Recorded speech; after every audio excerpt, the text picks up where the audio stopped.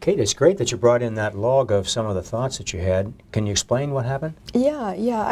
They asked me at work to go. We needed some file folders, and so they needed somebody to go pick them up. And I just felt, I felt really panicky. So I wrote it down. Did you actually go to get the folders?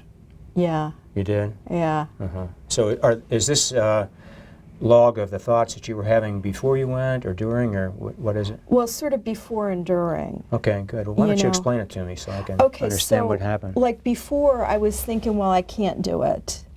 Okay, and then I was thinking, well, could I get somebody else to do it? You know, Right. could I make somebody else do it? Yeah, they're very similar to thoughts that you had for some other things that triggered the anxiety. I think we talked about that in another session. Right. Yeah.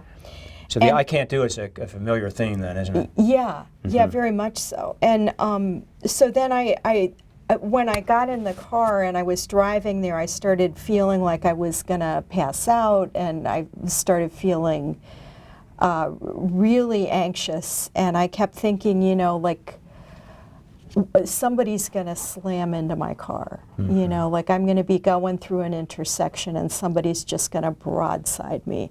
Right. And so what was the anxiety rating that was associated there? oh, it was Oh, like I see it, 100%. So yeah. way up to the top of the scale. Yeah, yeah. Right.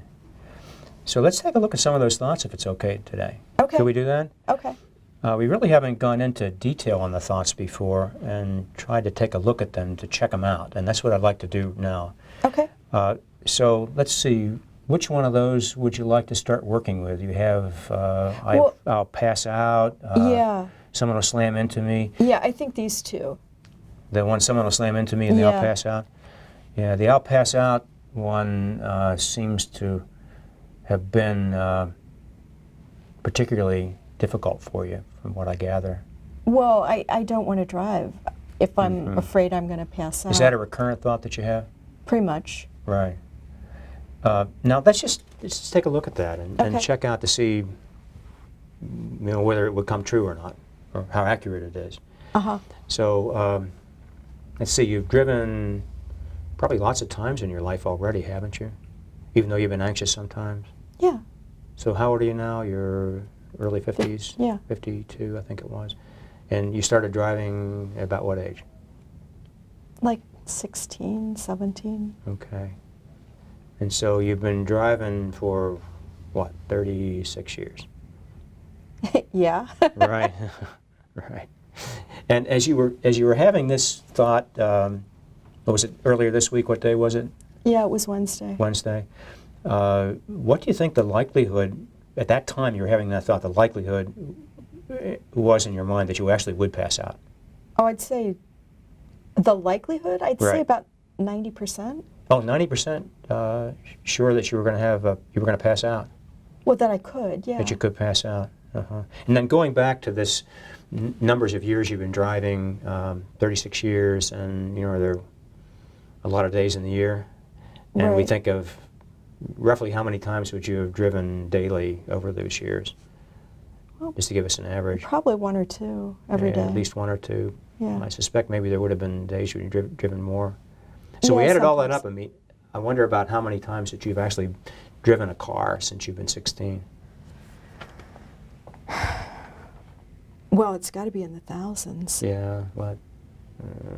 At least 10,000. Maybe if we did twice a day, it'd be up 20,000 and more. And Wow. have you ever passed out in those 20,000 or so days of driving, or times of driving? No, So you've never passed out? no. But I feel like I'm gonna. Yeah, you feel like it, but it hasn't happened. And so we have this 90% estimate that it's going to happen, and yet we have the 0% actually happening. So what do you think? Is there another estimate that you could make that would be more on target? Well, I mean, you're right. You're right. I've driven for a long time. I've often felt like I was going to pass out. Yes. But I haven't done it. Right. So what's the maybe true like, risk for you? let's say maybe like 5%. 5%. Yeah. So we went from 90 to 5 by thinking it through, which is great. It's sort of But embarrassing. still we're at 5. And Yeah. and we have the actual experience of 0. So I think what we're seeing here is something that happens with lots of people that have anxiety, just like you. And that is that for one reason or another, whether it's the way their brains are wired or their experiences they've had in life, that they get to the point where they overestimate the risk of something bad happening. So when they think of driving or going up on an elevator or whatever it is that they're fearful of, they have an estimate that's way over what anyone who doesn't have that anxiety problem would give to that. So you're still giving it 5%. So we have a way to go. Yeah. Now, the point here is not to say there's no risk ever of things happening that are bad, but that if we can be realistic about it, it helps us manage the anxiety. Okay. So why don't we do the same thing with that thought about someone slamming into your car? So what do you think the probability of that was in your mind at the time the thought popped into your mind? I'd say Right when it the occurred. probability was about an 80. 80, so that was Yeah. pretty high too. Yeah.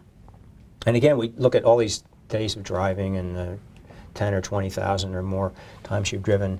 How many times has someone hit you? None. None. Well, that's fortunate. Some people do get into accidents. I mean, in my life, I've had a couple that people have run into me. Fortunately, none of them have harmed me or anybody else. They've been what they call fender benders, and we've gone on our way.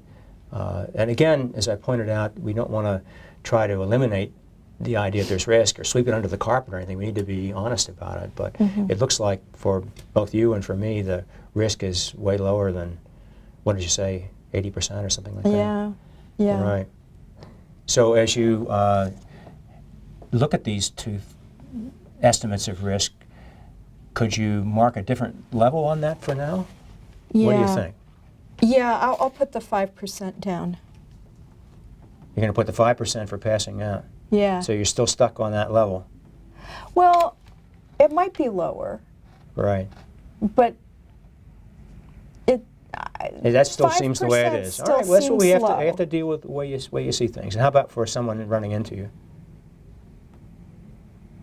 I'd say maybe 2% for that. So that's gone down a fair amount. Yeah. Okay.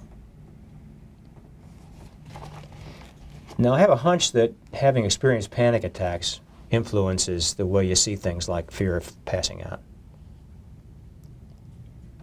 Is that right? Yeah. When you're having a panic attack, you get that feeling like you're dizzy. I'm pretty and convinced that right. it's going to happen. So that's something that we're going to be working on to try to help you with managing these panic attacks. And I don't think we'll have time this session, but in a session before too long, we're going to work on some ways to manage your breathing and some other things that can help you calm down your emotions and calm down this feeling that you might pass out. So I think that'll give you an extra advantage, and hopefully it'll move it down even below the 5%. Okay. So that'll be a project for the future. Okay? So Okay. for homework, perhaps you could continue to do some of this logging, and you could even add a column here for checking it out. Okay. We could call that the realistic thoughts column. Okay. Good. Okay. I'll do that. So we have a good project ahead of us. Okay. Right.